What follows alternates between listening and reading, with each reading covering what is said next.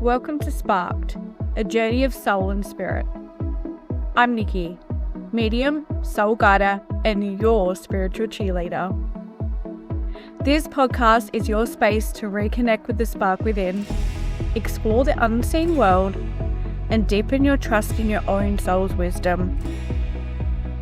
Each episode, I'll walk beside you through stories of spirit, lessons from lived experience, and heart-to-heart guidance to support your path of awakening.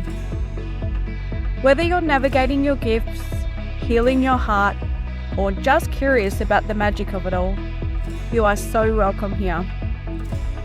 Because your soul's journey is a spark that matters, and you don't have to walk it alone. Let's get sparked. Hello. Welcome back, my beautiful souls. Oh my God, I hope that you really enjoyed the recent spirit message episode, because I look forward to bringing more of those to your ears in the very, very near future. Thought that I'd spice things up, so I really do hope that you enjoyed that little insight, the clarity that was needed for those that had to listen to it. Today's episode is a little deeper. It's one I've been sitting with for a while. It's the truth about being a soul guiding medium. It's the truth about being me and what it really means in my world. This is my day job. This is my calling, and this is me. So super important for me to share this all with you today. You know, the intention of this episode isn't to justify myself. I have grown a lot more thicker within how I take people, and I take people shit. So this isn't just to say, oh, woe is me. This is to spark something within you. And, you know, along my journey thus far, I've had these sparks. So it really is something in which I'm telling you my story as a soul guiding medium to spark something within you. And you don't have to be a soul guiding medium. This is for any job. This is for any calling that you have, all those hobbies, all those desires you want to take passionately. This episode is for you. You know, my work isn't something that I just do for fun on the side.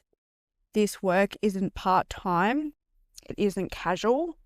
It's not something that I can even half-ass, and I don't want to half-ass either. I'm also a fiery, work-driven Capricorn. I thought that I'd add that. So you will be able to hear this passion when I do speak about the work that I do, because I honestly do not take it lightly whatsoever. It is my soul work. And I do take it serious, and I take me serious. And sometimes, yes, I do probably need to lighten up. Yeah, because time and time again, I feel as if, especially coming from such a small community, a small town, is that a lot of people ask, the general question of, what is it that you do? And when I do say what I do, I get met with eyebrow raises, awkward body languages. It's because people can't fathom or don't realize or don't understand the work. Because then usually it follows up with, oh, but what else do you do? What else do you do for work? Oh, do you do a little casual work on the side? It's like they can't fathom that the work that I do is work. Let's not even talk about the people that just assume working from home, because at the moment I am working from home. I would love one day to have a space to go to outside of my house, but I'm sure that is a future plan that I will keep coming back to, that will manifest in time. But because I work from home, it's like people have this assumption that I can just drop what I'm doing at any time, just to be able to go run errands, have a spontaneous coffee, like just drop everything that I'm doing and it's a-okay. So they don't really understand the complexity of the work that I do also. And here is the truth. Even when I'm not in a session with somebody, with a client, I am still working. I'm creating content. I am podcasting just like I am right now. I'm doing admin, nurturing and evolving what I have built.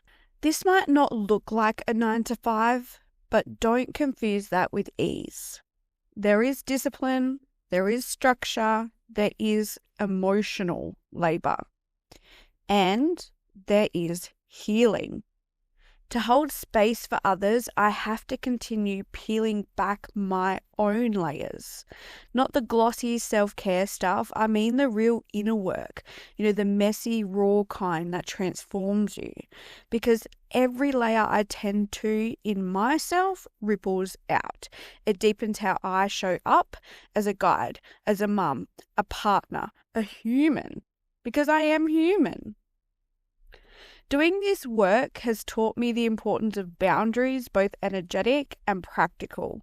I've always loved helping people, but now I need to honor my energy too, because I am a person.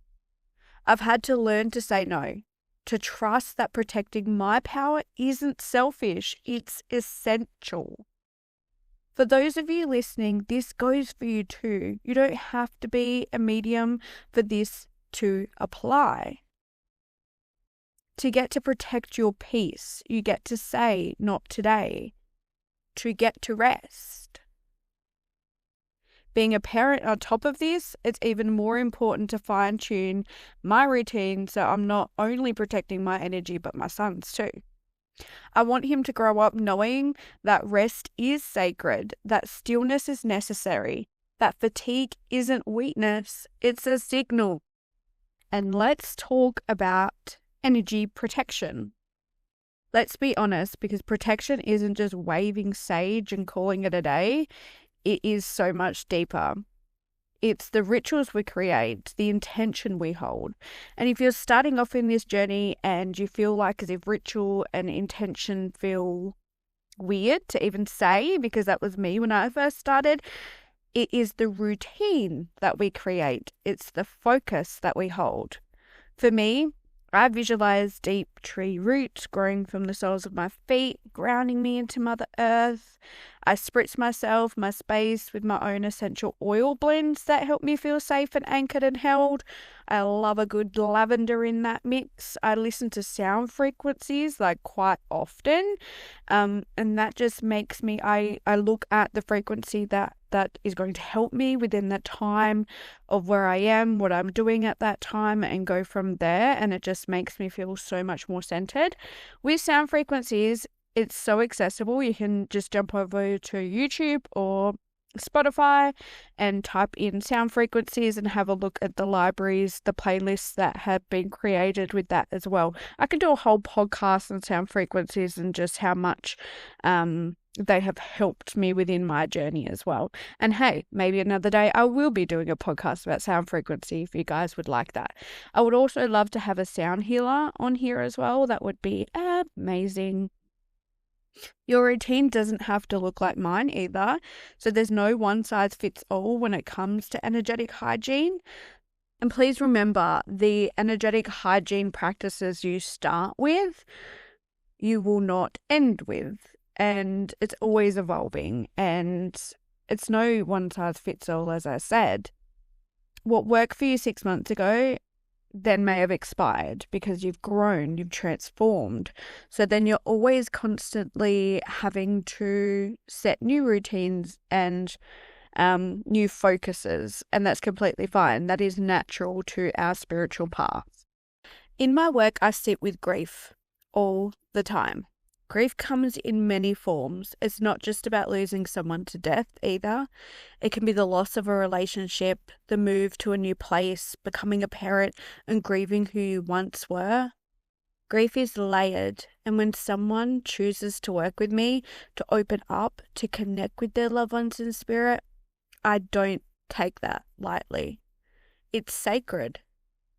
I work for spirit. I honor them, and I honor you. That's why I take my responsibility as a medium really seriously. That's why I continue to deepen my trauma-informed practices. That's why I always lead with love, because Spirit reminds me if I work from love, nothing will fail. Let me tell you, you don't just wake up one day and go, I'm going to be a medium. No. You are broken open first. For me, it was grief. It was losing people I loved. It was the arrival of my son. It was change and chaos and complete unraveling of what I thought mattered. That is what brought me to truth, my own truth. And then I said yes to study, to mentorships, to workshops, to sitting with spirit over and over and over again. And thank goodness for the quiet of lockdown. Yes, COVID lockdown. It finally made me sit still enough to really listen. I read the books. I got certified in Reiki, crystal healing, house clearing. I went crazy for a while with all the certifications. But at some point I had to stop hiding from behind the certificates and to do the damn thing. I started off with $40 for 40-minute readings, and here I am still doing the work. And unfortunately, I cannot offer $40 for 40 minutes anymore. That is not feasible for me, but I had to start somewhere. And those of you listening, you probably even remember me doing the $40 for 40 minutes, and I would just have a ton of clients book in, and it was kind of like speed dating, but mediumship and strengthening my abilities within that time. I'm still growing, I'm still learning, and I'm still trusting. And that is something that you need to apply within any job that you do. You're still growing, you're still learning, and you are still trusting. To start with, I've had my doubts. My ego has been so fucking loud. I've self-sabotaged, I've compared, I've shut down. There's been days I couldn't show up. And on those days, I always check in with spirit and myself. If I can't honor the connection fully, I reschedule because I need to trust me to trust them. I need to trust in me to trust in spirit. That's a big thing. This path isn't perfect. I've had skeptics. I've had disrespect. I've had all the things, in customer service where there is a Karen. I've had Karens. Believe me.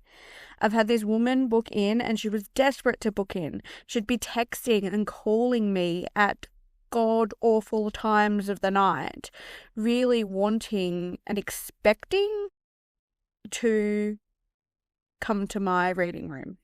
And so I gave in, and said, yep, you can come along. She brought her friend over, and she sat across from me, and the information that was coming through, and it was coming through really well and really clear on my end, she was rolling her eyes. Her body language, she was shrugging. It was awful, and her friend was staying quiet. And I actually had to bring back my power, bring back my energy, and unfortunately stop and pause and let her know that I am not the right reader for her. It was awful for me because I had to pause spirit, and I truly, as I say, I honor spirit, and I want to keep continuing their messages and what they are communicating. But in this instance, I had to stop, and I was basically told by my own spirit team to stop. When we were walking out, I said, look, I am so sorry. I was still gracious. I was still humble. And she's like, yeah, that's okay. And I was like, oh my God, like what is going on right now? And as we were leaving, her friend's like, oh, that sounded like so-and-so, and this sounded like so-and-so. I was connecting to this woman's family, her friend's family. And she's like, oh, that was beautiful, and this and that. And I'm like, oh my God, now the time has passed. In actual fact, I would love for her friend to have then called me and for me to basically finish off what her loved ones in spirit were speaking about, because I put them on hold, and it was just a shame because I could have had the woman, the friend, still have that comfort and to have those messages come through as well. But hey, I'm still here. I'm still showing up, and I'm still telling my story.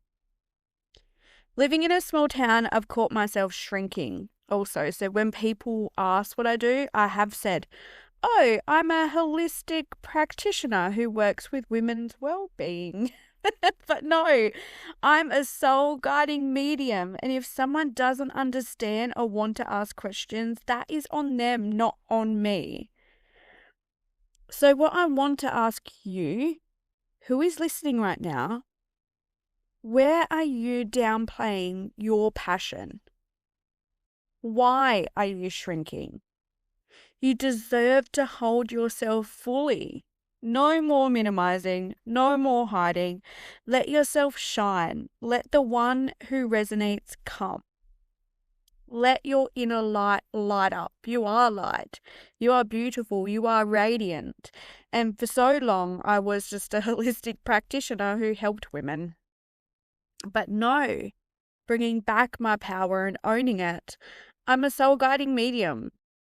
I am a soul guiding medium. And people don't always realize what goes into these sessions or goes into any work. So any work that you do, it's face value, but there is always a behind the scenes. The grounding beforehand, the preparation, the care, then the regrounding afterwards. It's all intentional. It's all focused. This is dedication. This is alignment, and this is heart. And as long as your heart feels it, your work will magnetize those who are meant to walk beside you, meant to work with you. So stay kind to yourself. Hold your power. Say yes to you. And don't you dare dim your light for the comfort of others. We need more intuitive, sensitive, soulful, shining beings, not shrinking. My loves, thank you so much for being here today. I really hope that some of this resonates with you. And as I said again, this isn't for me to have a woe is me moment about my work, because as you can tell, I love my work. I've been called for this work. I'm forever creating this work, and this should give you insight and clarity to what you do and your work, and to see how important you are within your own vision as well.